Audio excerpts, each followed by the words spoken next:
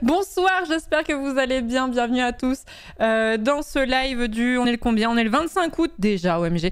25 août 2025, il est 19h26. Final Fantasy, non. Non, moi, maître des OST de Final Fantasy XIV en opening de stream. Ça fait longtemps qu'on me l'avait pas faite celle-là, dis donc. J'espère que vous allez bien en tout cas. On va peut-être baisser un peu le son parce qu'en plus l'OST est un peu forte, voilà. J'espère que vous allez bien en tout cas. J'espère que vous passez un agréable été, une dernière semaine d'été avant que ce soit ciao. Merci d'être là en tout cas. Ce soir on se retrouve sur une soirée du lundi. Je n'ai pas idée du jeu.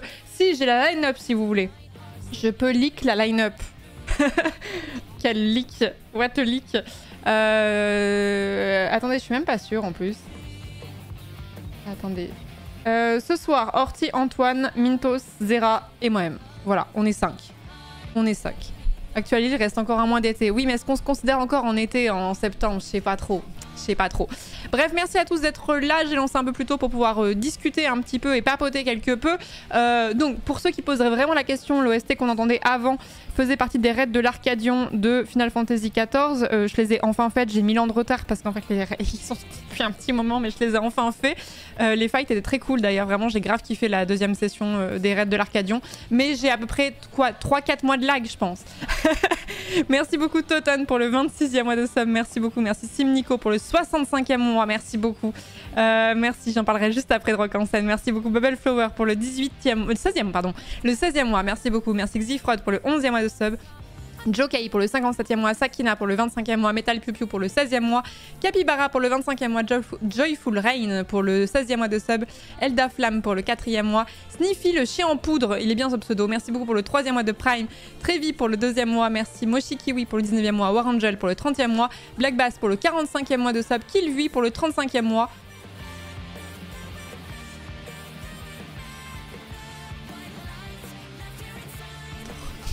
J'adore.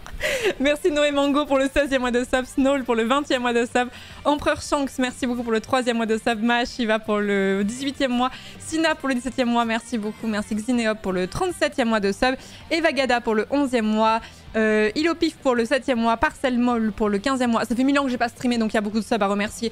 Merci beaucoup Joseph pour le 38e mois de sub, Pangursam, merci beaucoup pour le 16e mois de sub, Trobert qui a claqué son prime pendant que j'étais pas là, merci beaucoup. Merci John Cena pour le 49e mois, Salg pour le 59e mois, merci beaucoup, merci Shell également pour le 7e mois de sub, Sam Fumi pour le 49e mois, Poyo pour le 34e mois, Rector pour les 15 mois, merci beaucoup, merci Escaverse pour le 52e mois, et je crois que j'ai oublié personne, je croise les doigts. Je croise les doigts. C'est la première fois que je te vois en plus que 480p. Tu m'as regardé en 480p, c'est tout ce temps-là, Billy. Aïe, aïe, aïe, aïe, aïe, aïe, aïe. Aïe, aïe, aïe. Ah! En parlant de FF14, j'ai très envie de m'y mettre, mais je n'arrive pas à trouver le launcher, ou alors je suis mauvais. Alors non, j'aime ce jeu de tout mon cœur, mais le plus gros défi que tu auras à relever en jouant à FF14, c'est vraiment de réussir à trouver le launcher et à installer le jeu correctement. C'est un vrai challenge. N'hésite pas à aller dans le Discord, il y a une catégorie Final Fantasy XIV Gaming. Il y a des gens qui seront ravis de t'aider parce qu'on a beaucoup de gens qui jouent à FF14 dans cette communauté forcément. Et ils pourront t'aider. Mais honnêtement, tu n'es pas bête, c'est extrêmement mal fait. Voilà, j'aime ce jeu de tout mon cœur, mais il faut reconnaître, il faut rendre à César ce qui est à César. Il faut reconnaître que vraiment c'est pas leur point fort, l'interface, notamment quand tu veux lancer et essayer le jeu, c'est catastrophique quoi. Quand tu dois récupérer un compte via MoStation, ah non mais vraiment c'est cauchemardesque. Je ne sais pas ce qui se passe du côté de Square Enix pour que ce soit aussi à chier quoi. Il y a une plume dans ma main? Une plume? Ah non, c'est un petit bout d'Oliver. Ah oui.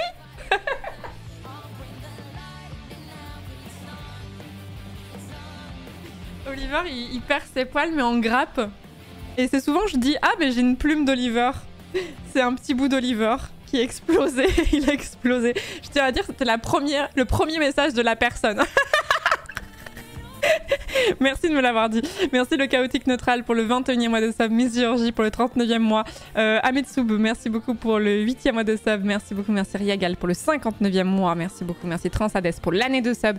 Merci Damien Scaletta. Merci beaucoup pour le 38e mois. Merci bien. Merci beaucoup. Tu as vu l'annonce du live sur le Discord? Très marrant. Oui, j'ai vu. J'ai vu Baba a fait l'annonce du live parce que le bot avait pas envoyé la notif. Mais de toute façon, Baba arrivait pas à faire le lien. Le lien du stream. Le bot a annoncé lui-même et après les modos ont réagi. C'est un peu rigolo.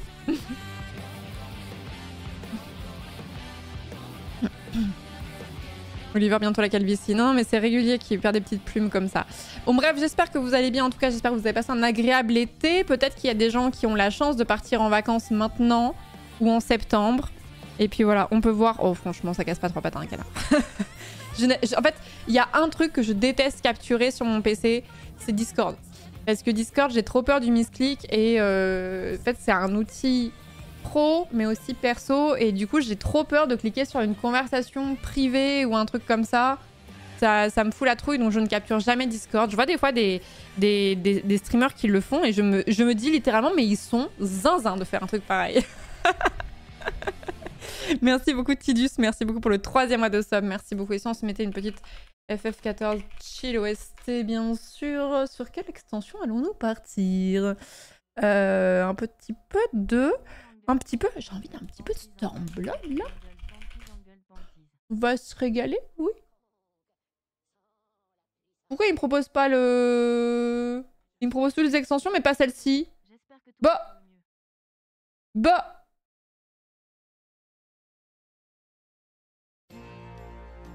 Allez, ça part. Je me dis la même chose à chaque fois qu'un streamer stream Discord. Mais oui, moi ça me fout trop la trouille, hein. C'est comme montrer mon téléphone en live, ça me fait toujours flipper. Je me dis la notif malencontreuse qui arrive. Après, c'est pas forcément des trucs qui sont hyper shady, mais juste t'as pas forcément envie que les gens soient au courant que t'as mis tel emoji à un de tes potes, tu vois. Enfin, c'est des trucs qui sont très anecdotiques, mais peut-être que je suis juste complètement névrosée aussi, c'est possible. Merci beaucoup Pleutre, merci beaucoup pour le 66e mois de sub, merci beaucoup, merci Merlin sans genre pour le 11e mois, le Bloop pour le Prime, bienvenue à toi la communauté, merci beaucoup, merci Scott également pour le 14e mois de sub, Palace pour le 33e mois, merci beaucoup. Le leak de la conversation avec les modos, le leak de la conversation avec les modos. Là ça parlait FF14, hein, donc ça va. Ah oui, c'est vrai, j'ai loupé l'annonce de Silksong. C'est marrant parce que l'annonce de Silksong... Alors moi, j'ai pas fait Hollow Knight, donc franchement, et... Je suis super contente pour vous. Vraiment, moi, je m'en fiche un petit peu parce que j'ai pas fait Hollow Knight et je pense que ça va me plaire et que je serais très contente de faire Silksong, mais j'avais pas la hype que vous avez. Mais vous êtes trop heureux. Franchement, ça me rend heureuse pour vous. Je suis très sincère. Vous êtes sortis de la prison Hollow Knight, là. Free at last. Non, vous êtes très, très heureux. Bravo à vous. Non, j'ai pas encore fait la 7.3 Anastasia. Je suis en train de faire la 7.2 justement.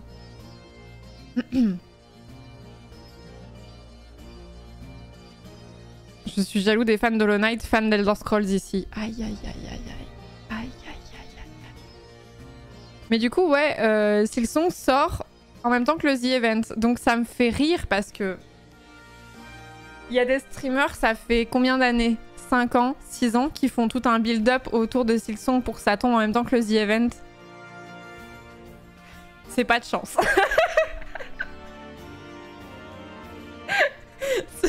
C'est vraiment pas de chance. C'est vraiment à ce stade-là, c'est un complot, je pense. Chichiou va mettre ça, son Nation Goal à 100k pour le lancer. Tu dis ça pour la vanne, LJ, ou pour de vrai?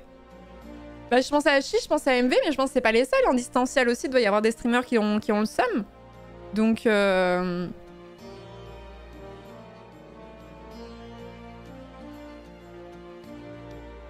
Mais après, est-ce que c'est pas le genre de jeu où il y a tellement d'attentes que quand t'es streamer, c'est peut-être le coup de delay un peu la découverte? Je sais pas.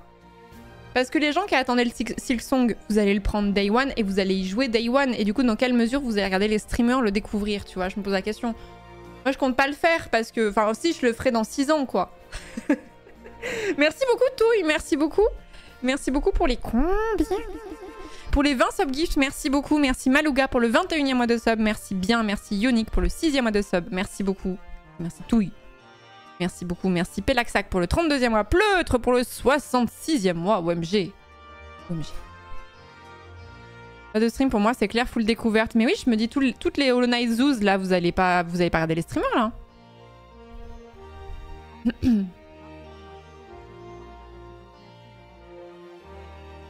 Après, pour les events, c'est cool, les gamers seront derrière leur ordi en double écran. Oui, voilà, c'est ça, voilà.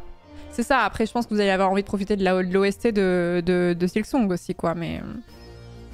Hors de question de découvrir Silksong sur un stream. Mais oui, mais en fait, c'est ça, c'est les jeux qui sont extrêmement attendus. On a déjà eu ce débat, mais je trouvais que par rapport à la hype qu'il y avait sur le jeu, je l'ai dit 1000 fois, mais je le redis, Zelda TOTK faisait des stats qui étaient pas ouf par rapport à l'attente du jeu, parce que les gens voulaient y jouer. Je pense que ça va être pareil avec GTA 6. Et je pense que ça va être pareil avec Silksong. Du coup, dans quelle mesure c'est pas smart? En fait, moi, je me dis c'est dommage, parce que moi, c'est rare que je fasse les jeux quand ils sortent Day One. Et d'un autre côté, la strat, t'attends que les gens ils aient fait le jeu et tu découvres ensuite après, tu te ramasses les Baxitos. Mais d'un autre côté, les gens ils sont contents parce qu'ils se spoilent rien avec toi, tu vois. Il faut choisir. Merci 4 sur 1 pour le 33e mois de sub. Omeis, merci beaucoup pour le 2e mois de sub. Seben pour le 11e mois, merci bien. Merci Malouga pour le 21e mois. Salut Taka, GTA 6 ça va devenir un truc de fou sur Twitch quand il sera modé et qu'on pourra RP dessus, donc 3 ans plus tard. Oui, tu as raison. Non, par contre, ça va être l'une des catégories les plus streamées à terme, mais parce que le RP, quoi.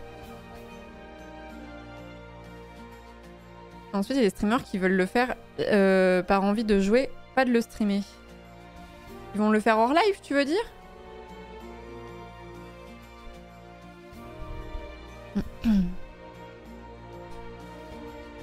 Après, faire Hollow Knight pendant que les Backseat Zoos font Silksong, est-ce que c'est pas la meilleure strat? Ah putain, c'est peut-être maintenant qu'il faut le faire, effectivement. C'est peut-être ça, parce que du coup, comme ça, les gens seront occupés de leur côté. C'est malin, j'aime bien votre état d'esprit. Thalès, il a récupéré les neurones communs de la communauté, là, c'est lui qui est en charge ce soir. En tout cas, en ce moment, peut-être que dans 5 minutes, il dira que non, mais... C'est le cerveau du groupe, là, ce soir, là.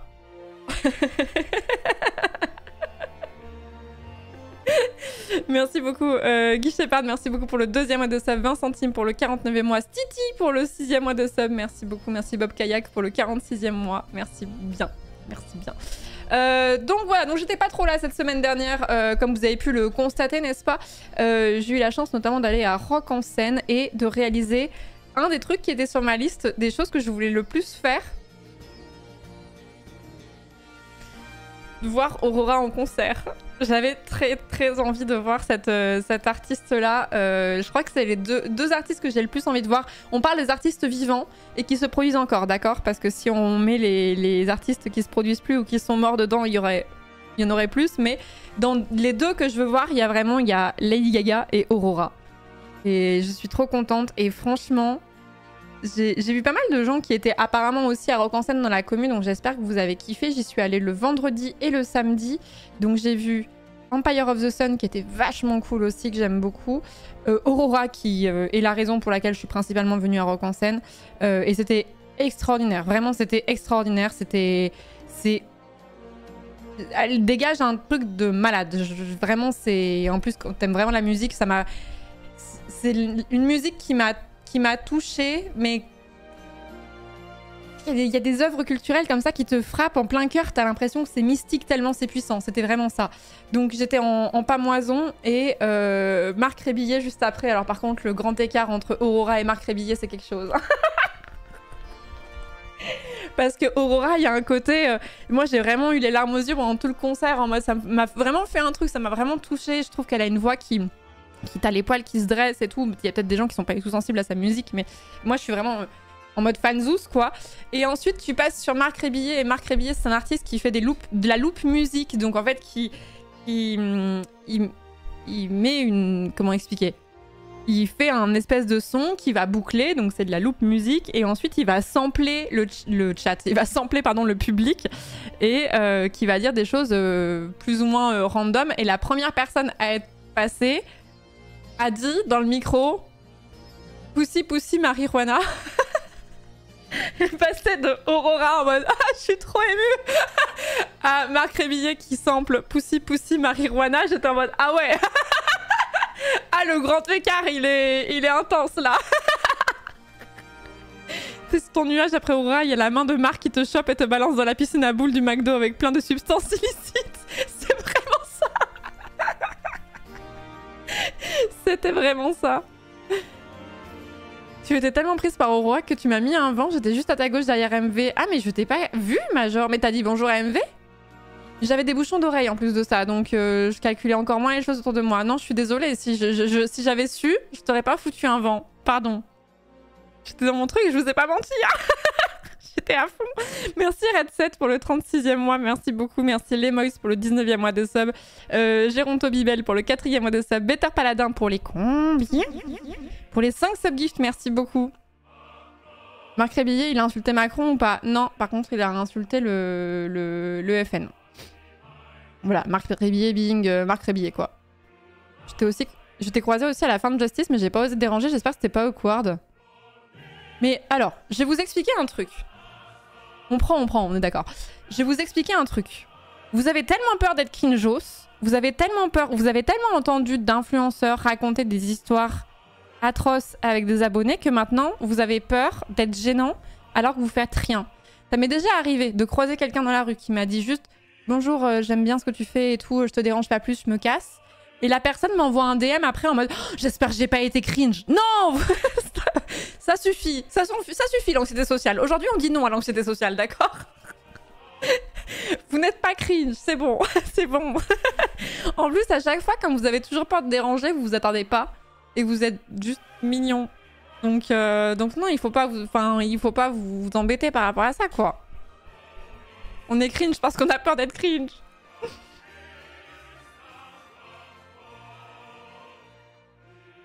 Je t'ai fait coucou de la main, j'espère ne pas avoir été cringe.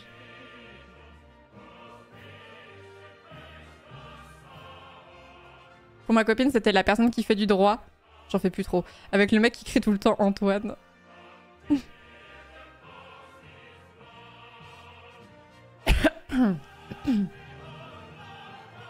D'ailleurs, tiens, question, il y a eu une grosse proportion de je ne sais pas si tu reconnais mon pseudo et c'est littéralement un habituel d'il y a plus de 5 ans, non? La plupart, en fait, la plupart des gens que je rencontre, des viewers qui me reconnaissent, c'est pas rare que je demande le pseudo. Je fais pas systématiquement, ça dépend du contexte, mais dans la mesure du possible, j'essaie de le faire. Et la plupart du temps, les gens me disent que c'est des gens de l'ombre et qui postent pas dans le chat. Mais c'était où? Il y a eu un moment où j'ai rencontré beaucoup d'habitués. C'était à la Japan Expo. À la Japan Expo pour Magic. Là, pour le coup, il y avait beaucoup de pseudos que je connaissais. À la Fnac aussi. À la Fnac, bien sûr. Et à Spidon aussi. Beaucoup de pseudos que là, pour le coup, j'identifiais vraiment. Mais Fnac Gaming Tour, c'était il y a plus longtemps. Je cherchais un truc récent qui m'était arrivé il y a pas longtemps et c'était la Japan Expo. Ceux qui shitpostent beaucoup dans le chat, ils sortent jamais, donc on peut pas les rencontrer. Tu reconnais les pseudos des gens de l'ombre, genre qui postent peu mais sur le long terme? Ça dépend de la fréquence de poste, j'avoue quand même. Si la personne est un sub de longue date, généralement je vais m'en souvenir quand même aussi parce qu'à force de remercier le pseudo, forcément ça marque un peu plus. Pour peu que le pseudo soit un peu une blague ou un truc comme ça. Voilà. Mais globalement, vous n'êtes pas cringe. Si vous m'avez croisé à Rock en scène et que vous n'avez pas osé venir voir, j'aurais pas été en mode oh mon dieu. En fait, je considère, c'est peut-être pas l'avis de tous les créateurs de contenu, hein, mais je considère que si je suis dans un truc comme ça et qu'on me reconnaît, c'est le jeu aussi, tu vois. Enfin, t'es en public, voilà. Et en plus, sachant que les interactions sont toujours cute. En vrai, les gens sont toujours gentils. Et les haters, ils sont sur les réseaux, mais ils sont pas en vrai, quoi. Chez Antoine, je suis très fan du pseudo Hiroshima du caca. Oui, par exemple, moi aussi.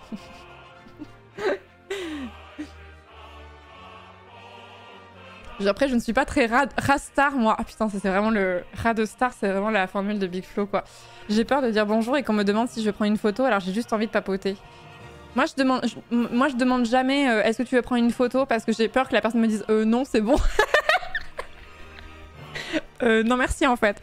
Mais je dis jamais non à une photo si on me demande. C'est juste par contre, c'est vrai que ça m'est arrivé plusieurs fois. J'ai un chat noir sur un truc. C'est-à-dire que des fois, je me balade en ville et je me fais pas du tout calculer à aucun moment et tout. Il y a pas de souci, mais genre, c'est un peu des moments où je suis maquillée, je suis un peu nickel et tout. Et en fait, j'ai un chat noir. C'est à chaque fois que je sors de chez l'esthéticienne et que je me suis fait épiler les sourcils, tu vois, par exemple. Et que je suis bien rouge au niveau de cette zone-là, là. À chaque fois, je me fais reconnaître. Et là, je suis en mode, oh non. Oh non, oh non, pas maintenant. Là, je suis pas fraîche, là. Là, je suis dégueu. En plus, quand je vais me faire épiler les sourcils, j'y vais, je suis pas maquillée, je suis pas sapée, je suis rien, tu vois. C'est peut-être la seule façon où je vous dirais, non, désolé pour les photos. Non, merci, c'est bon, là. Là, j'ai les sourcils rouges, là.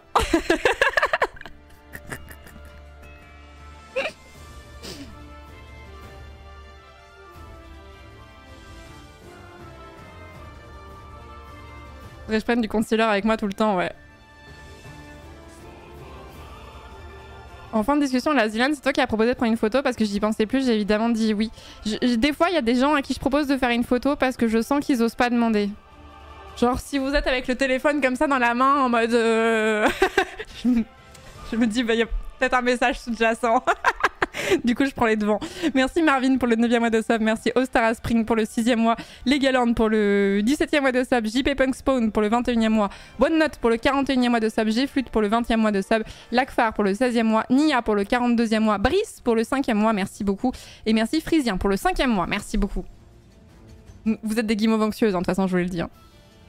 Ouais, voilà, si vous avez le téléphone dans la main avec l'appareil ouvert, par exemple, c'est un bon indice qui me fait penser que vous avez peut-être envie de prendre une photo, quoi. Mais arrêtez de vous dire que vous êtes cringe parce que franchement les interactions cringeoses que j'ai eues dans ma vie avec un viewer, ça m'est vraiment arrivé mais très très peu. Et là vous dites oh mon dieu elle parle de moi. Non je vous jure que non. Je vous jure que non.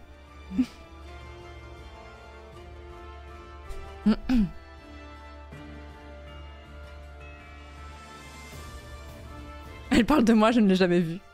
Bon bref, et du coup, donc j'ai été voir, donc je reviens sur Rock en scène, donc fallait pas hésiter à venir me voir, ça m'aurait pas du tout dérangé. Donc j'ai vu Aurora qui était exceptionnelle, Marc Rébillet qui était très cool aussi, mais vraiment pas la même ambiance, genre c'est le genre de concert où tu te dis ah les gens qui ont pris un truc, ils doivent l'expérimenter d'une façon particulière, ce qui n'était pas mon cas. Et c'était vraiment très sympa quand même si c'est pas le genre de musique que j'écoute particulièrement. Et le lendemain, j'ai vu Dabble qui franchement est vraiment exceptionnel. Alors en fait j'avais pas fait le lien que c'était eux. Je les avais vus plusieurs fois, enfin j'avais vu le gars sur TikTok plusieurs fois et j'avais trouvé ça super stylé mais j'avais pas retenu son nom. J'avais pas du tout retenu son nom et en fait c'est des musiciens de génie qui sont sur scène. Si vous aimez un peu tout ce qui est funk, un petit peu tout ce qui groove, je sais pas comment expliquer, tout ce qui est un peu groovy, un peu funk et tout, vous allez kiffer Dabble, ça s'écrit comme ça. Est-ce que j'ai le droit de montrer un torse nu comme ça là, je crois, hein, je sais pas, si on saute, et ben c'est dommage pour les events. Ça s'écrit, il y a le chat là-haut, donc on voit pas. Attendez, je bouge. Si vous aimez tout ce qui est funk, franchement, je vous conseille vraiment d'écouter parce que c'est vraiment...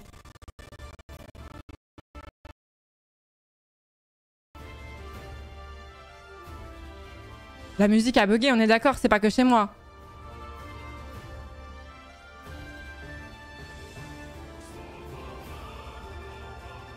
C'était bizarre. Donc je vous conseille vraiment Dabble si vous aimez tout ce qui est funk. C'était vraiment en concert, c'était vraiment trop bien. Il y avait... Pourquoi je suis en perte d'image comme ça là? Qu'est-ce qui se passe?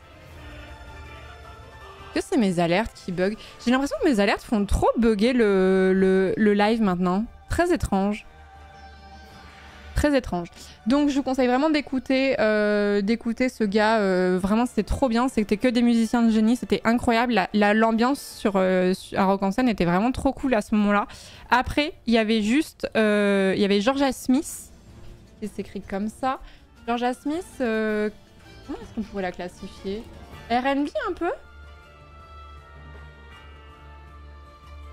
Vous la mettriez dans quoi, Georgia Smith? Elle est née en quelle année? En 97? Oh, c'est une pitchoune. R&B, pop, néo-soul, grim. Georgia Smith qui s'écrit comme ça, qui est vraiment bien aussi, mais j'ai trouvé, je sais pas ce qu'en ont pensé les gens qui étaient sur scène, enfin à Rock en scène et tout, mais j'ai trouvé que ça manquait un peu d'échange avec le public et un petit peu de... J'avais un peu l'impression d'avoir la tracklist qui défilait et qu'il y avait moins d'ambiance, on va dire. C'était... Après, c'est pas de la musique qui est hyper où tu vas danser et remuer comme peut l'être Dabble ou ce genre de choses, tu vois. Donc forcément, mais j'avais trouvé ça... Elle a une très belle voix, mais je trouvais qu'en concert, c'était moins intéressant. Alors après, je me demande dans quelle mesure aussi elle était pas crevée ou ce genre de choses, quoi. Non, en image, j'ai pas regardé, non. Non, j'ai pas regardé. Les shows américaines, ça a souvent pas trop d'interaction. Ah, je sais pas, pour avoir vu plusieurs trucs américains, je trouvais justement il y avait de l'interaction et tout. Chaque fois, ils vont te dire un truc en français, en mode j'adore Paris, merci beaucoup, je suis très content d'être là, et tout le monde crie en mode ah oui, oui, baguette. Merci Artemishan, merci beaucoup pour le 5e mois de sub. Lazarus pour le 37e mois. Le Sorcier pour le 7e mois de sub. Tidout, merci beaucoup pour le 8e mois de sub. Johnny Poirot pour le 50e mois. Burg pour le 5e mois de sub. Mister Bust pour le Prime, bienvenue dans la communauté. Merci beaucoup. Merci Méli-Mélo pour le 2e mois. Merci beaucoup. Omelette de fromage. Et oui, en plus, Georgia Smith, elle est britannique, elle est pas américaine. Mais bref, du coup, je vous conseille parce que sa musique est vraiment bien, mais en concert, c'est vraiment pas ce que j'ai préféré. C'était très bien aussi, mais par rapport à Dabble, voilà. Et ensuite, j'ai revu Justice. Marie-Joseph, quelle chance! Oh, j'ai revu Justice que j'avais déjà vu l'année dernière. Et voilà, je sais pas s'il y a des gens qui ont vu Justice pour la première fois à Rock en scène ou ce genre de choses. Est-ce que... Je vous en avais parlé l'année dernière. J'avais vu Justice l'année dernière à un festival. Je vous avais dit c'était extraordinaire, j'avais adoré. Est-ce qu'il y a des gens qui entre-temps sont allés voir Justice et qui peuvent témoigner que c'était vraiment très très bien? Meilleur concert de ma vie, Justice, mais oui. Est-ce que je vous l'ai survendu ou est-ce que c'était vraiment trop cool? À Bercy, j'ai raté. J'étais deg, mais j'ai raté à Bercy. Mais j'ai vraiment adoré Justice, c'était vraiment extraordinaire. Alors le show, du coup, je l'avais déjà vu, mais... Alors j'y étais pas, Sunflower. J'ai vu une story qui m'a choqué sur Kid Cudi, comme quoi c'était un peu à chier contre toute attente. J'ai entendu dire ça dans le sens où t'avais un peu l'impression qu'il était venu cachetonner et c'était tout, quoi. Mais j'y étais pas, donc je sais pas.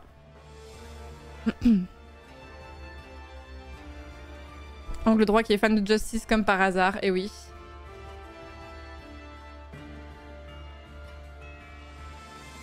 Aïe aïe Shori, j'espère que ça va aller.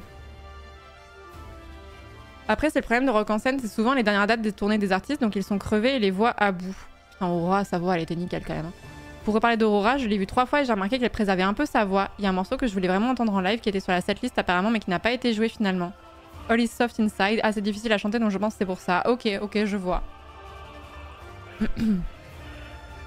Et oui, Jamie XX, en fait, je n'ai pas eu le temps de le voir et je suis sûre que c'était trop bien, mais en fait, je voulais être bien placée pour Justice et du coup, j'ai fait le choix de sacrifier Jamie XX pour Justice. J'ai vu ACDC en concert récemment, je serais pas autant en forme à leur âge, c'est impressionnant. Putain, ils sont pas tout jeunes en plus, ils ont quel âge? Ils doivent avoir 70 et quelques, non, ACDC?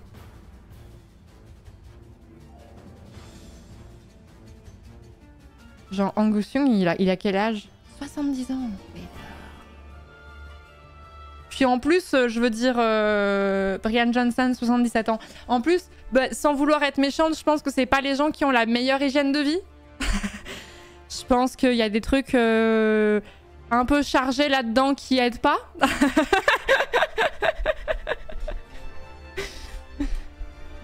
Je pense qu'ils sont clean. Peut-être que maintenant ils le sont, hein, mais...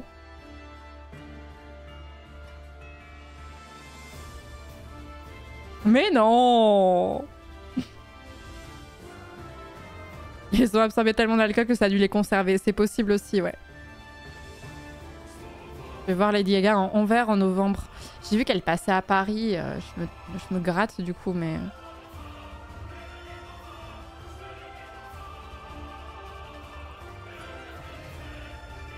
Je crois que justement, Brian Johnson essaie d'être hyper clean. Ah ouais? Mais après, ça inclut l'alcool, hein. C'est pas que la drogue hein, dont je parle. Hein. Vie privée. y a un truc par rapport à ça.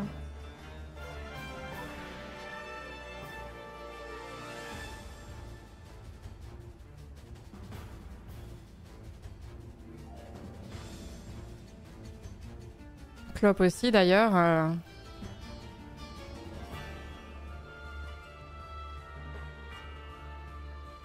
Tu peux pas gratter une invite pour Gaga? Bah je sais pas. Je sais pas si je pèse assez. Mais je dirais pas non, hein, vraiment, s'il y a quelqu'un qui travaille là-dedans et qui veut m'offrir une place pour Gaga, je peux faire le déplacement, hein, je peux faire des stories, il y a aucun problème. Hein. Vraiment, s'il y a que ça, je... tranquille. Hein.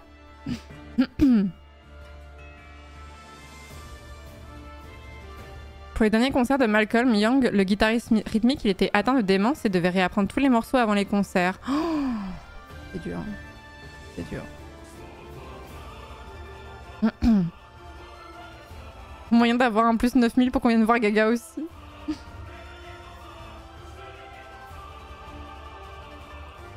Créer une invite, c'est la solution. C'est genre 1000 balles la place en revente shady. Mais en fait, le souci en plus avec les reventes, c'est que tu les rachètes au prix où la personne l'a payé, ok. Du last minute un peu moins cher, c'est même pas pour faire des économies, ok. Mais les gens qui capitalisent là-dessus et qui achètent 12 tickets pour les revendre ensuite, t'es même pas sûr que ce soit fiable. C'est bon, allez vous faire foutre quoi. C'est non, c'est hors de question. Les scalpers, exactement, voilà. Les scalpers, un fléau ce truc-là.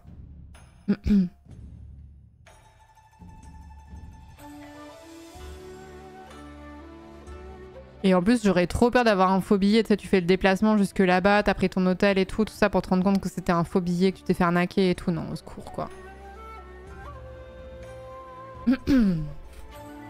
C'est quoi les scalpers? Les scalpers, ce sont les gens qui achètent beaucoup de tickets de concert pour les revendre à des prix d'or. Ça se fait beaucoup sur les grosses restas, forcément. Hein. Ça se fait vraiment sur les dates qui vont être complètes en un temps record. Les Beyoncé, les Lady Gaga, enfin, toute cette clique-là, on va dire. T'as des gens qui vont acheter beaucoup de places pour les revendre beaucoup plus cher sur le marché pour capitaliser là-dessus, en fait.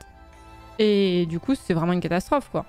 Les concerts de K-pop, les billets du Hellfest. Alors, les billets du Hellfest, c'était le seul problème du Hellfest, d'ailleurs. Tiens, il y a un truc qui était très notable, d'ailleurs, à Rock en Seine. Il y a un truc que j'ai trouvé vraiment très cool, c'est que il y avait plusieurs choses. Il y avait des affiches partout qui parlaient de comment doivent se passer les relations sexuelles en festival et tout ça, où ils étaient vraiment en mode à parler du consentement, mais pas juste dire le consentement c'est bien, il faut toujours demander le consentement avec la personne et tout. Non, ça rentrait vraiment dans les détails. Ça parlait vraiment aussi des cas d'agression sexuelle ou ce genre de choses et tout. C'était vraiment détaillé, c'était vraiment extrêmement bien fait. Et il y avait aussi des... Alors je sais pas à quel point... ça fait longtemps que je n'ai pas fait de festival, donc je sais pas à quel point ça a évolué, mais il y avait aussi plusieurs personnes qui tournaient un peu partout pour voir si tout se passait bien. Et c'était vraiment leur seul taf, c'était de voir s'il n'y avait pas des meufs qui se faisaient emmerder ou des trucs comme ça. Je trouvais ça hyper bien, hyper sécurisant et c'était vraiment très agréable. Et franchement, pour avoir pris le temps de lire les affiches qu'il y avait à Rock en Seine partout, ils ont dû faire appel à des assos. J'ai oublié le nom de l'asso en plus, merde. Parce que j'ai regardé qui l'avait écrit en me disant le travail est vraiment bien fait, il n'y a vraiment rien à redire. Et j'ai oublié ce que c'était. Mais bref, en tout cas, de ce côté-là, Rock en Seine, franchement, difficile de faire mieux de ce point de vue-là. Hein. Nous toutes, non, je crois pas que c'était nous toutes. Il y avait les trucs dans les toilettes, pour ceux qui étaient à Rock en Seine, vous l'avez pas vu. Merci beaucoup Dersubshatan, merci beaucoup pour le 34e mois, merci The Kaizen pour le sub, bienvenue dans la communauté, merci beaucoup, merci Griff pour le 18e mois, merci Artemishan pour le 5e mois de sub. Mais par exemple, pour entrer dans les détails, il y avait... si jamais t'as aidé quelqu'un qui était en galère et tout, déjà comment aider quelqu'un en galère en mode il te conseille de te faire passer pour un ami ou un truc comme ça pour éloigner la personne et enfin ils te disent mais c'est pas parce que t'as aidé quelqu'un qu'elle te doit quelque chose en retour et que tu dois t'en targuer et faire la ramener à toi en mode regarde comme je suis trop serviable comme personne. Enfin c'était que des trucs où j'étais en mode ah putain mais c'est trop bien que ce soit marqué quelque part quoi. C'était vraiment trop bien. Au Motocultor, nous tous à un stand et le droit de virer n'importe quel festivalier relou. J'ai des potes qui y sont allés au Motocultor, ça a l'air vraiment cool.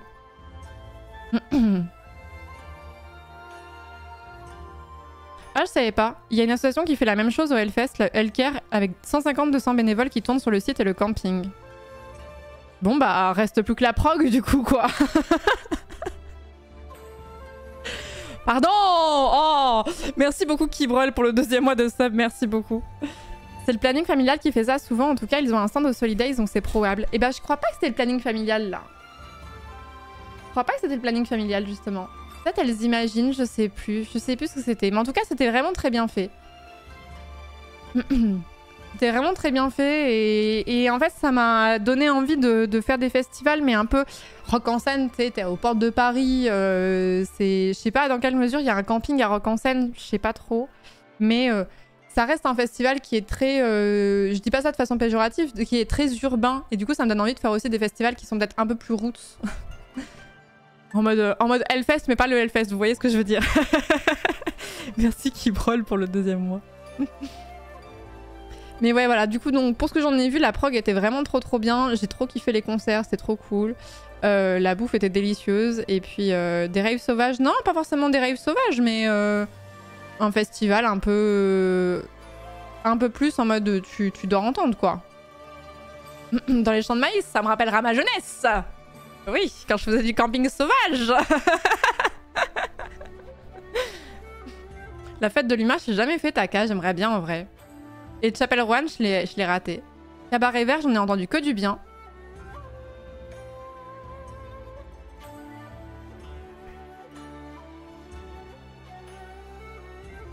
Oh oui, vraie question, il y a des concerts de musique celtique folk, j'aimerais trop ça. Do you hear about the Bretagne, Marine? Do you know la Bretagne? Beauregard, j'en ai entendu aussi du bien. Oui, aussi, ouais. Mais j'en ai pas fait tant que ça des festivals en réalité.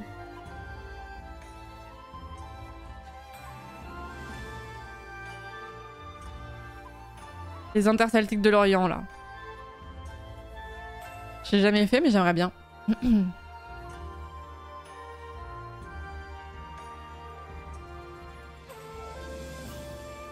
Non, il y avait à Clermont, il y avait Europavox que j'ai fait plein d'années, où j'ai pu voir The Hives, qui a pendant très longtemps été un de mes concerts préférés.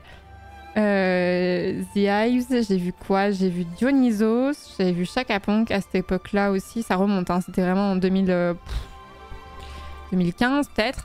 Qu'est-ce que j'avais vu d'autre? J'avais vu Stromae. Ça, c'était vraiment trop bien aussi, Stromae, à l'époque de l'album Racine Carrée en plus, c'était vraiment trop bien. Et c'est là où je me suis dit, oh, quand tu connais toutes les paroles d'un album, c'est extraordinaire d'être au concert. Vraiment, quand tu connais... Parce qu'il y a plein... En festival, il y a plein d'artistes que tu connais, mais tu connais pas tout forcément, ou à moins d'être vraiment venu pour cette personne uniquement, et encore que... j'adore Aurora, mais je connais vraiment pas toutes ces paroles, quoi. Par contre... Je me souviens qu'à l'époque de Racine Carrée, Stromae, je connaissais tout. Et vraiment, c'est intense. Hein. Et Europavox, c'est bonne ambiance aussi, je trouve. Ça va, 2015, c'était il y a genre 2 ans. Hein? Comment ça, 10 ans?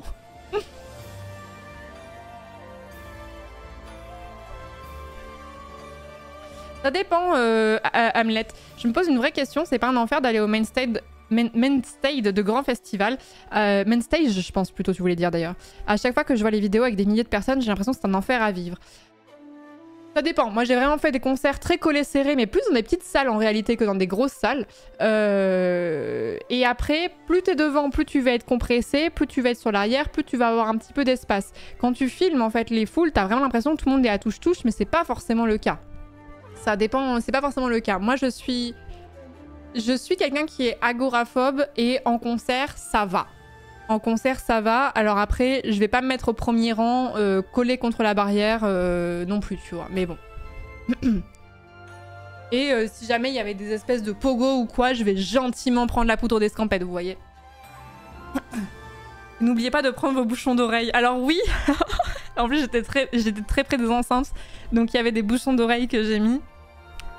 Et j'en ai fait une story sur Instagram. Pardon, mais en fait, c'est hyper... c'est vraiment anecdotique et c'est hyper symptomatique de comment sont les gens sur les réseaux sociaux, alias des petits cons. C'est-à-dire que j'ai mis que j'avais mis des bouchons d'oreille au concert et il y a des gens en DM qui m'ont traité de victime. Ok. Ok, bah vous aurez des acouphènes, c'est pas grave. Hein. Et en fait, c'est trop symptomatique. C'est trop symptomatique de comment sont les réseaux sociaux à l'heure actuelle. C'est-à-dire que j'ai juste parlé du fait que c'était bien de mettre des bouchons d'oreille en concert et il y a des gens qui sont en réaction, qui sont en train de débattre là-dessus, voire de m'insulter. Et t'es en mode... T'as l'impression que t'as dit la dinguerie du siècle. Vraiment, on n'en peut plus, hein. Victime du son trop fort, bah oui, mais j'ai aucun ego, bah oui, si vous voulez, je suis une victime. C'est pas grave. Le vrai bonhomme a mal et ne dit rien.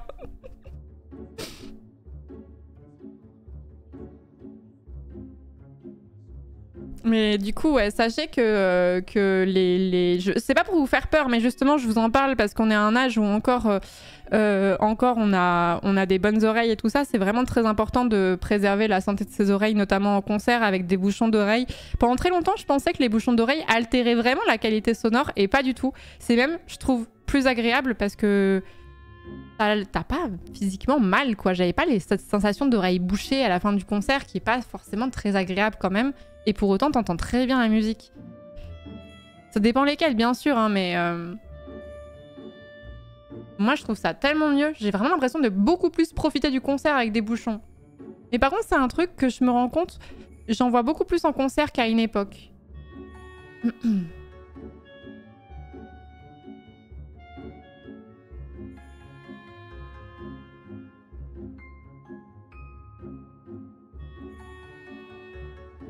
Fun fact, tu entends vachement moins avec des tympans percés qu'avec des bouchons. Non, mais en fait, moi, c'est même pas les tympans percés qui me feraient peur, ce serait vraiment les acouphènes. Parce que je suis sûre qu'il y a des gens dans le chat qui ont des acouphènes. Pas forcément parce que vous avez écouté de la musique trop fort, hein, ça peut aussi être dû à un choc ou un truc comme ça. Et tous les gens qui ont des acouphènes t'expliquent à quel point c'est horrible à vivre, quoi. À quel point ça rend fou et tout ça, suivant la fréquence à laquelle c'est. Moi, j'ai plusieurs personnes autour de moi qui ont des acouphènes et qui doivent systématiquement s'endormir avec du son pour pas focaliser sur les acouphènes. Ça a l'air turbo relou. C'est vraiment les gens qui ont des acouphènes en permanence, mais vraiment, je suis désolée pour vous. Vraiment, ça a l'air d'être un peu de la torture, quoi. Donc, je dis pas que ça m'arrivera jamais, je croise les mains, mais je croise les doigts, pardon. Mais du coup, soyez des victimes et mettez des petits bouchons d'oreille, quoi. Merci beaucoup Dr Oli Baguette pour les 3 ans, merci beaucoup, merci Styrodor pour le 19e mois, Chevalier Dindon pour le 49e mois, merci beaucoup, merci Jean Prout pour le 4e mois de sub, Wax Mon Seul Amour, merci beaucoup pour le 35e mois, Kibrol pour le 2e mois, merci beaucoup.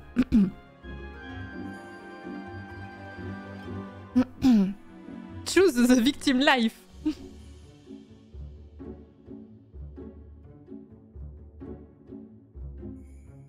Le message m'a fait rire la fin. Hello, j'ai des acouphènes depuis des années sans vraiment de raison, mais c'est ouf de plus jamais entendre le silence. Putain, c'est fou de pas savoir d'où viennent les acouphènes pour le coup. Et la fin m'a fait rire. Prenez soin de vos oreilles, les victimes. Ça, j'ai rigolé. Je suis une victime, je mets ma ceinture en voiture. Je suis une victime, je mets un casque quand je fais du vélo aussi. Je suis une victime, je vérifie que j'ai bien éteint le gaz quand je cuisine.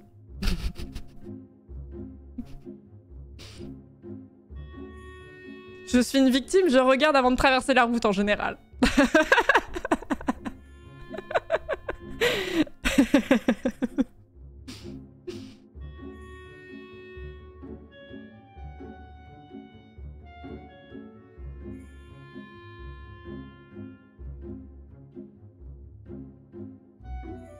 Vous ne roulez pas à contresens, victime.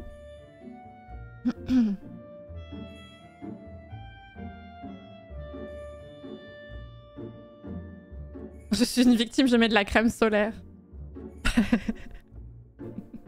Je suis une victime, je ralentis aux intersections. Vrai bonhomme ne ralentit pas aux intersections. Je suis une victime, je ferme la porte quand je rentre chez moi.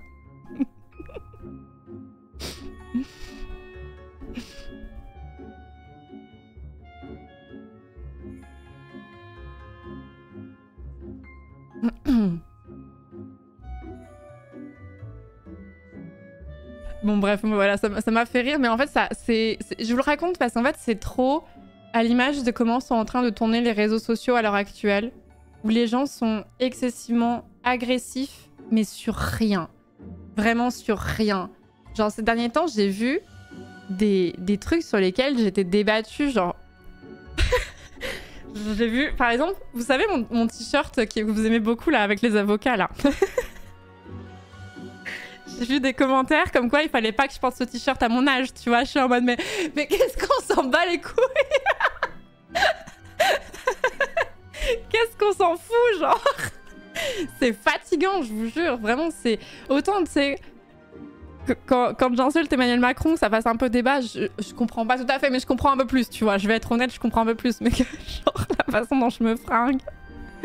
Tu changes de couleur de cheveux, t'as des commentaires et tout. Pareil, vous savez, quand j'ai enlevé mon grain de beauté, là. Il y a des gens, j'ai vu des gens sur les réseaux sociaux dire que j'aurais pas dû le faire, tu vois. Enfin, j'étais en mode, mais... Je l'ai fait pour raison médicale. Peut-être un peu. Non. Les gens sont trop à l'aise, je vous jure, c'est terrible. Hein. C'est terrible, hein. Je vous en parle parce que je sais qu'ici... En fait, ce qui est chiant, c'est que je sais que sur Twitch, il n'y a pas ça. Enfin, tu vas avoir un pécor qui va se balader et qui va dire ça, et puis il va se faire tège, et puis basta. Mais sur YouTube, sur TikTok, sur Instagram, sur Twitter, les gens sont tellement plus à l'aise, en fait. Merci beaucoup Onacon, merci beaucoup pour le sub, merci beaucoup Aioli Live, merci beaucoup pour Aiolive peut-être.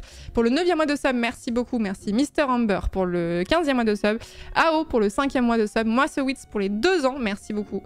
Merci Dragoral pour le 31e mois, Eléa Katz pour le 33e mois, Zevlu, merci beaucoup pour le 20e mois. Je crois que j'ai oublié personne, si? Non, j'espère.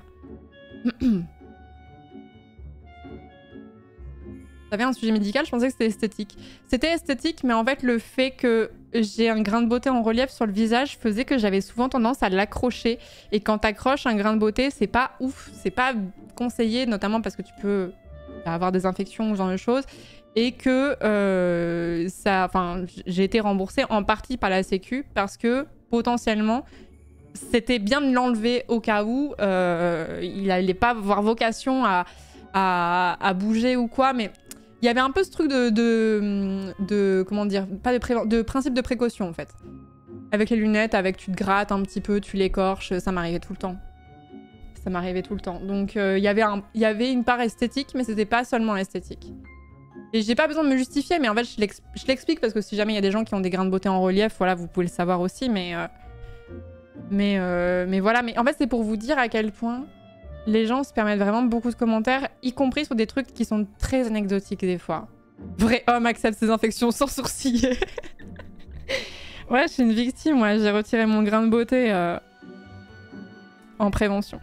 Je suis une victime, quand je l'accrochais, je mettais des désinfectants.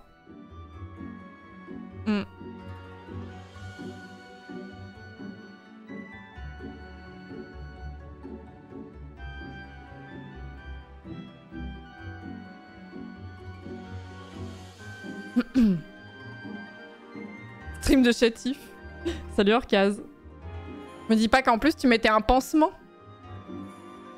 Bah pendant la cicatrisation aussi pour le coup. Hein. C'était chiant d'ailleurs en stream parce que le premier stream, il y a vraiment, ça ne parlait que de ça. C'était terrible. Mais en fait, le pansement était un peu... Le problème, c'est que quand tu te fais enlever un grain de beauté, on t'enlève plus de peau que le grain de beauté en tant que tel. Ça, c'est pour pouvoir refermer les chairs plus facilement. Et du coup, la cicatrice est plus importante que le grain de beauté en lui-même. Et du coup, le pansement est toujours un peu grand. Et ça fait un peu drama queen, la taille du pansement par rapport à ce que t'as enlevé. Mais c'est comme ça. Mais j'avoue, quand je me suis regardée et j'avais ce gros pansement, j'étais en mode... Ils te l'ont rendu en bocal. Non, ils l'envoient pour analyse. En fait, à chaque fois que tu te fais retirer un grain de beauté, même si c'est pas chez un dermato, ils sont obligés de l'envoyer pour analyse a posteriori, pour savoir s'il y a quelque chose de cancérigène ou quelque chose comme ça. Merci beaucoup Stérop pour le 48e mois. Merci beaucoup. Oh là là, merci beaucoup pour les 4 ans. Et merci pour le très gentil message qui l'accompagne. Merci beaucoup. Pour faire une biopsie, ouais. Et en fait, ils m'ont donné le petit bocal que j'ai dû remettre au secrétariat et tout. Et je me suis dit, est-ce que je regarde?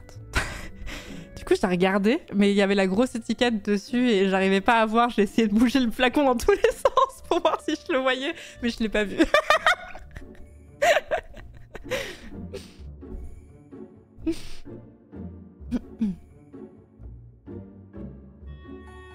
J'ai eu la même avec mon calcul rénal. Aïe, un calcul rénal sur l'échelle de la douleur, ça a l'air pas mal quand même. Hein. Aïe, aïe. Question un peu bête, peut-être bête, mais tu l'avais depuis longtemps, ça ne te faisait pas bizarre pendant le temps de te réhabituer? Alors honnêtement, je pensais que ça allait être le cas et pas du tout. J'ai même hésité à me le faire retirer. J'avais pris rendez-vous pour me faire retirer mon grain de beauté des mois et des mois à l'avance parce que les délais étaient un petit peu longs. Et quand j'ai rencontré le chirurgien, je lui ai dit honnêtement, j'ai un peu peur de regretter et tout ça parce que c'est quand même sur mon visage, je le vois tout le temps. Ça me fait un petit peu peur de me dire, ben merde en fait. J'aurais pas dû le faire. Et il m'a dit, franchement, c'est assez courant quand les gens ils veulent passer le cap et tout ça. Et je peux vous dire que les patients, ils regrettent pas et ce genre de choses. Mais je me suis dit, bon, les chirurgiens, tu vois, il veut me vendre sa prestation. Peut-être qu'il est un peu biaisé. Au bout d'un moment, je me suis dit que ça faisait quand même 15 ans que je voulais le faire retirer. Donc c'était pas non plus venu comme une envie de pisser. Et je pensais vraiment que j'allais mettre un temps fou à m'habituer à mon nouveau visage. Déjà, le truc, c'est que t'as le pansement au début, qui est tout le temps, comme ça. Donc, t'as un peu t'as un peu un truc de substitution. Quand tu le retires, t'es un peu soulagé parce que le pansement, là-dessus, c'est un peu relou. Et ça m'a fait ni chaud ni froid. J'étais juste en mode « Ah, marrant !» Mais en fait, j'avais un énorme grain... Alors, pour ceux qui ne me connaissaient pas à l'époque, mais j'avais un énorme grain de beauté ici. Est-ce que je peux vous trouver une photo, peut-être, quand même? Qui était en relief. Mais, en fait, c'est comme si mon cerveau... avait gommé le fait qu'il y avait un grain de beauté pendant tout ce temps. Attends, est-ce qu'il y a une photo où on le voit vraiment bien?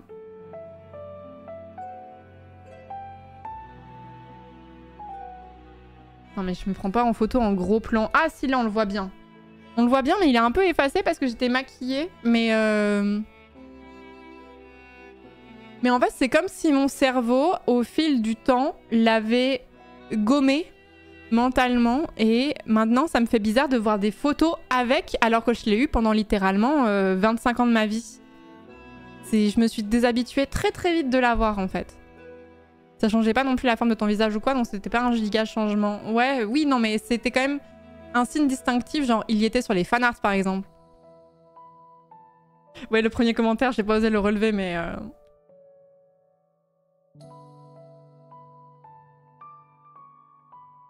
Et ça coûte cher quand j'en ai un qu'il faudrait que je retire aussi. Surtout qu'il a un endroit avec beaucoup de frottement, donc mes vêtements. Alors, le truc que je peux vous dire, il est quelle heure? Il est 19. On parle de ça maintenant. Allez, parlons de retirage de grains de beauté.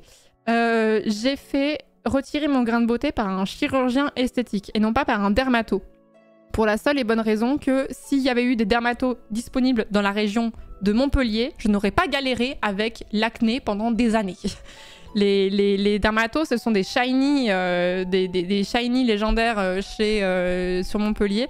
Donc je n'arrivais pas à trouver un rendez-vous pour trouver un dermato, ne serait-ce que pour contrôler les autres grains de beauté que j'ai et pour faire contrôler celui-là. Donc je suis allée voir un chirurgien esthétique qui retire des grains de beauté. Alors il pouvait aussi me refaire les seins aussi au passage si je voulais, mais je n'ai fait que retirer le grain de beauté.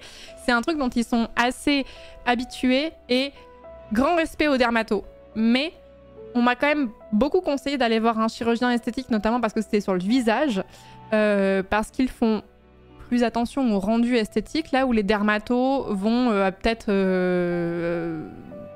plus être dans le focus de retirer le grain de beauté, mais sans forcément...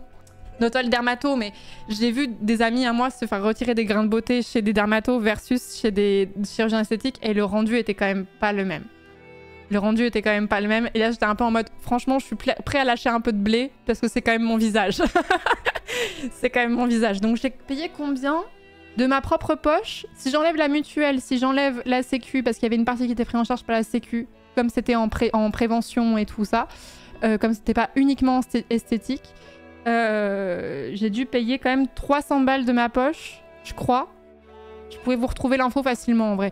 Je crois que j'ai payé quasiment 300 balles de ma poche, mais j'étais en mode... c'est un truc pour la vie, ça fait longtemps que je veux le faire et je sais que ce sera bien fait et qu'il n'y aura pas de cicatrice. La cicatrice, elle se voit, mais il faut vraiment être très près de mon visage pour la voir, vraiment, et elle se verra toujours moins que le grain de beauté. Donc, les chirurgiens esthétiques, de toute façon, ça peut être différent hein, suivant chez qui vous allez. C'est pas des tarifs conventionnés de la même façon que peuvent l'être les dentistes, ce genre de choses. Je trouvais que la dépense valait le coup. Honnêtement, ça avait coûté plus cher, je l'aurais fait aussi. Mais c'est aussi parce que j'avais les moyens de pouvoir me le payer, quoi. Mais voilà. Et j'aurais pu aller chez un dermato et peut-être payer moins cher et ce genre de choses. Merci beaucoup, Daz. Et payer moins cher et ce genre de choses, mais c'était mission impossible de trouver un rendez-vous, quoi. Combien rembourse la mutuelle? Ça dépend de ta mutuelle. Ça dépend vraiment de ta mutuelle, ça dépend vraiment de plein de choses. Merci beaucoup Colin Dodouce, merci beaucoup pour le 7e mois, merci beaucoup, merci Daz pour les combis. Pour les 10 subgifts, merci beaucoup, merci Drag Avenir pour le 20e mois de sub, Beck pour le 4e mois, Sérop pour le 48e mois, je l'avais déjà dit, mais merci beaucoup pour les 4 ans, merci beaucoup. Félicitations pour la tendance Daz, merci encore. J'ai fait retirer un grain de beauté sur la paupière. Et pour le coup, pour ceux qui voudraient se faire retirer un grain de beauté, alors ça dépend des professionnels, etc. Mais honnêtement, ça s'est fait en 3 minutes. Ça m'a choqué de me dire... J'ai hésité à me le faire retirer pendant 15 ans et il me l'a retiré en 3 minutes. Ça m'a vraiment fait un truc bizarre. Et je n'ai rien senti. En fait, j'ai senti la piqûre pour l'anesthésie, mais c'était vraiment pas douloureux du tout. 3 minutes, 300 €, bah ouais. C'est un bon taux horaire. Je me suis vraiment dit tout ça pour ça. Non, il l'a pas fait au laser, il l'a fait au scalpel.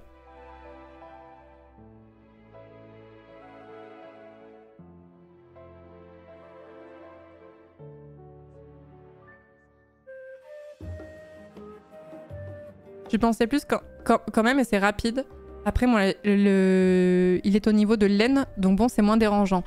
Au niveau de l'aine, peut-être que tu pourras aller voir un dermato, mais dans quelle mesure tu trouveras un dermato vers chez toi, quoi.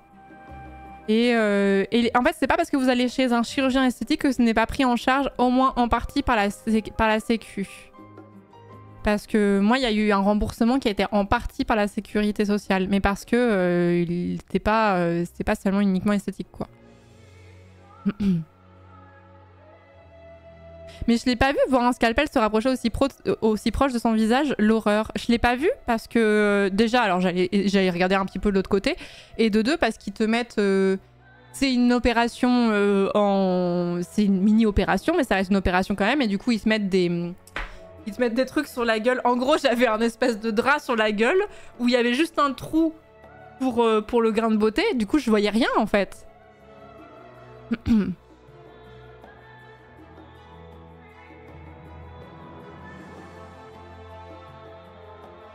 Moi, c'est un peu pour ça que je vous conseillerais plutôt d'aller voir un médecin esthétique. Après, grand respect aux dermatos, mais j'aurais encore plus de respect pour les dermatos si... en fait, il y a un truc qui me rend ouf. C'est mon combat. Hein. Si je voulais me faire des injections d'acide hyaluronique dans les lèvres chez un dermato, j'aurais un rendez-vous dans la semaine. Mais quand j'étais en grosse galère avec mon acné, j'avais pas de rendez-vous. Personne, tu vois. Et c'est ça qui m'énerve, en fait. C'est vraiment les dermatos qui font de l'esthétique, mais qui font plus le contrôle des grains de beauté, qui font plus... J'ai des problèmes d'eczéma aussi, par exemple. Il faudrait déjà y voir un dermato pour mon eczéma. Tu parles. Donc c'est ça qui m'énerve un petit peu. Et là, du coup, je viens de voir un message. Ma copine s'est fait retirer un grain de beauté dans le dos par un dermatologue. Elle a une cicatrice, on dirait un trou de balle de 9 mm. Je veux pas vous faire peur. Il y a peut-être des gens qui se sont fait retirer des grains de beauté par des dermatos et que ça s'est bien passé. Mais j'ai des potes qui m'ont montré leurs cicatrices qu'ils ont fait par les dermatos, là. Franchement, c'était vraiment en mode... J'étais en mode, au secours. Alors que le chirurgien esthétique, il fait ça... Putain, je vous fais l'apologie du chirurgien esthétique, je suis désolée, mais... Ils font ça un peu à la chaîne, donc bon.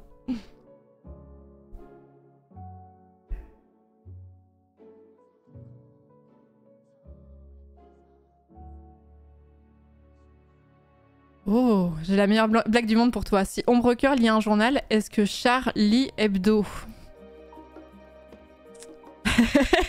Elle est très niche, celle-là.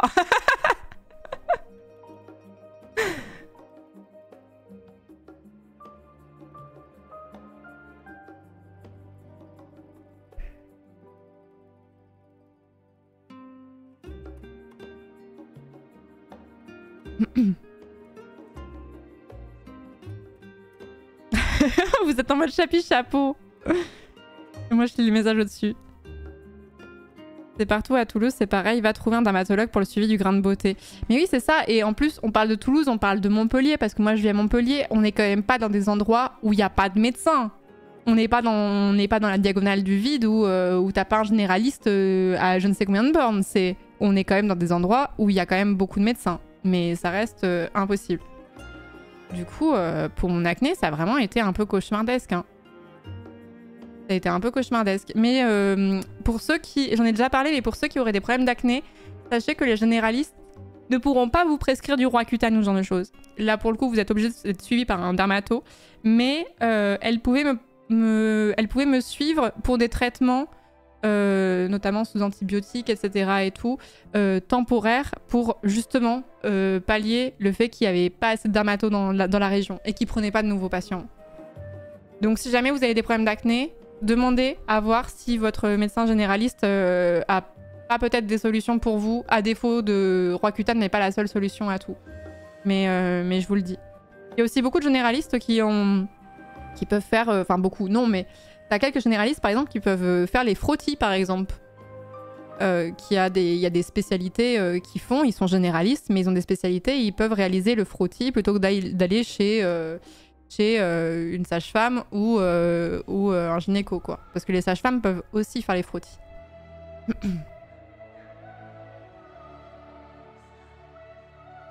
Oh, ce n'est pas un monopole français le problème dermatos de la maladie de Verneuil. Je suis de Bruxelles et en cas de crise, j'ai un rendez-vous dans les 6 à 8 mois.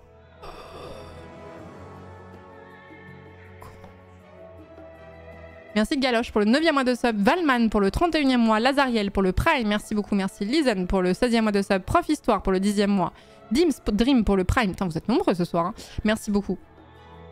Donc voilà pour ce qui concerne les grains de beauté. Est-ce que j'ai répondu à toute votre question? Après, j'ai pas fait de formation en médecine, hein, donc je vous témoigne juste de ce que j'ai vécu. Mais du coup, j'étais un petit peu anxieuse parce que justement, c'était sur le visage. Et si j'avais su que ça allait être aussi simple, j'aurais fait plus tôt.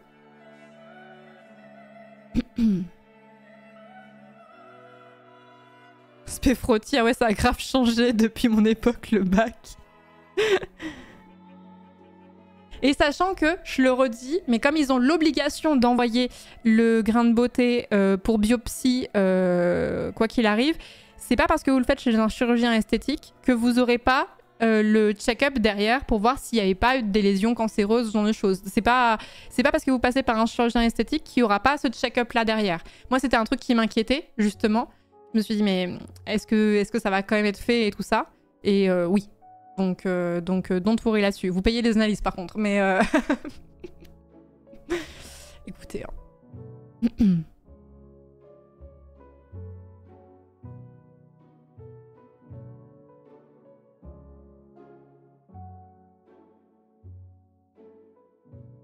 Réaliser le quoi? Je ne sais pas ce que c'est. Le frottis, c'est un examen qu'on fait où on va...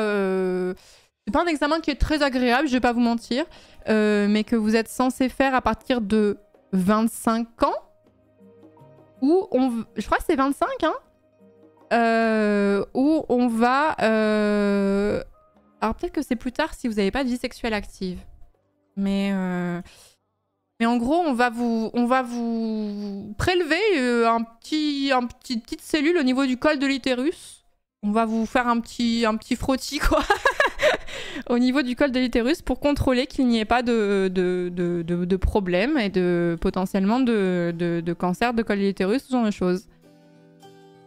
Voilà, c'est un examen qui n'est pas extrêmement douloureux, qui n'est pas très agréable, mais qui n'est pas non plus douloureux de fou et qu'il est important de faire. Putain, on fait un petit moment de prévention là. Let's go.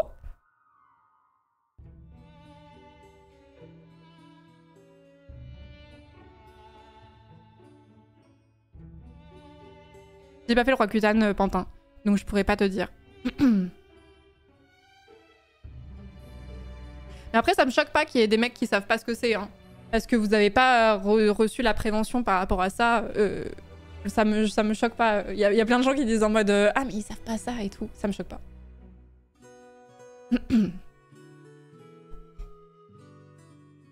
Et normalement, ouais, vous êtes censé le faire à partir de 25 ans. Si vous êtes en retard, vous auto-flagellez pas, mais c'est bien de le faire. De toute façon, quand vous allez voir un gynéco ou une sage-femme, elle va toujours vous demander à quand remonte le dernier frottis. Hein.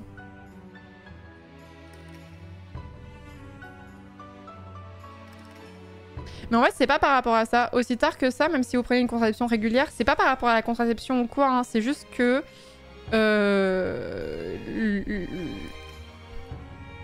J'ai peur de dire une connerie. Je crois qu'on peut choper...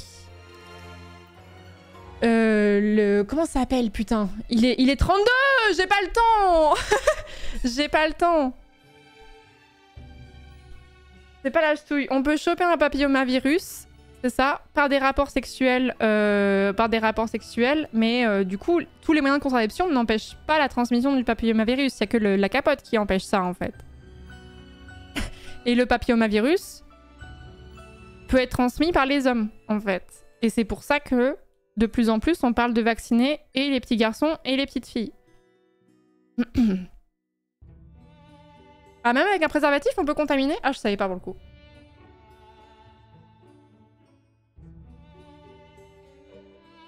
Ah, j'ai dit une grosse connerie. Et bah, je savais pas, vous me l'apprenez. My bad. Je savais pas. Comment ça, le préservatif ne protège pas du papillomavirus? Quoi?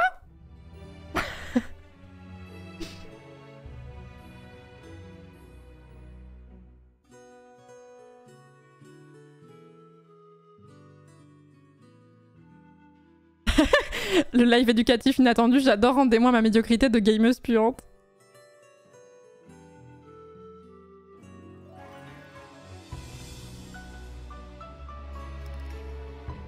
Hello, je travaille au planning familial. Je vais lire ton message parce que je pense que t'es la plus qualifiée de nous toutes. Le frottis, c'est à partir de 25 ans, reco de l'OMS. Le papillomavirus passe même s'il y a capote car le virus est très petit et passe par les muqueuses. Il n'y a pas de test qui existe pour les personnes à pénis car en général les signes ne se voient sur le pénis, boutons, etc. et tout. Ok. Bon, dans le doute, même si je finis là-dessus, on est en retard mais c'est vraiment important. Même si ça peut passer par les muqueuses, etc., cela ne vous dispense pas de porter des préservatifs, qu'on s'entende bien. Protégez-vous quand même. Et faites vos tests réguliers chez de frottis, etc. Et si vous êtes en retard sur vos contrôles, ne vous auto-flagellez pas par rapport à ça. Juste faites-les. Je comprends, en vrai, je comprends que ce soit une petite dose d'angoisse en mode tu fais un truc comme ça et tout. Mais la plupart du temps, tout va bien. Et après, vous êtes très fiers de l'avoir fait. Et en mode, c'est ok, c'est bon, on est tranquille pendant 3 ans. Je crois que c'est tous les 3 ans le frottis. Voilà. Merci à cette personne qui a parlé, qui était dans le chat du planning familial. On aura appris des choses. Bon, on est en retard. Je vais devoir leur dire qu'on parlait du papillomavirus. Non. On parlait frottis. Excusez-moi. J'assume pas à 100%. Attendez. Peut-être que si personne poucave, c'est bon.